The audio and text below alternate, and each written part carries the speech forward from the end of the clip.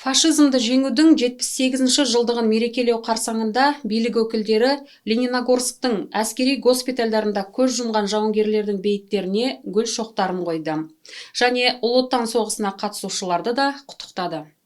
Лениногорскта соғыс жылдарында 8 эвакогоспиталь орналастырылды. Өкінішке орай жарақаттанғандардың барлығын аяққа тұрғызу мүмкін болмаған. Ауыр жарақаттар сарбаздар мен офицерлердің өмірлерін әкетіп жатты. Оларды Гаваньдағы қалалық зираттар жерледі. Бүгіндері мемориалды ридзерлік металлургиялық кешені қамқорлығына алған. Жыл сайын қаза болған сарбаздарды студенттер мен ардагерлер еске алып, құрмет тұтады. Қала басшылығы осы мемориалды ұмыт қалдырмайтынын мақтан етемін.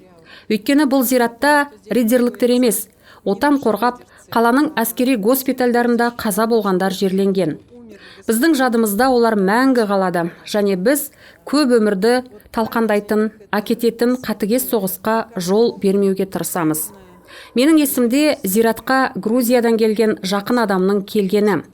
Ол тізерлеп тұрып, туысы жатқан жерді сүйіп, қала басшылығына осы зиратты ұмытпайтындығына зор алғысын білдірді. Жатқан жерлері жайлы болсын. Біз мәңгілік жадымызда сақтаймыз. Ридзер әкімі міндеттерін атқарушы 9 мамыр қарсаңында Ұлы Отан соғысының ардагері Павел Прокофьевич Альбохаға кіріп шықты.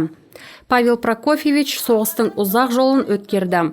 Ұшақтардағы байланыс радио құрылғыларының жас сержант механигінен бастап, Отан соғысы ордені иегеріне дейін, жауынгерлік еңбегі үшін және Германияны жеңу үшін медальдарына дейін.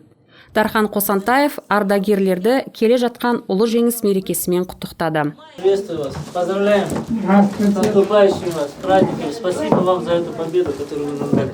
За то, что мы сейчас живем в мирном государстве. Спасибо вам огромное. Билік өкілдерінің құттықтауын Шуваев Георгий Сергеевич қабылдады. Ол кеңес армиясы қатарына 1944 жылы қабылданған. Ұлы Отан соғысының 2-ші дәрежелі орденімен, Жуков медалімен және көптеген мерейлік медальдармен марапатталған. 2015 жылы Ридзердің құрметті азаматы атағын иеленді.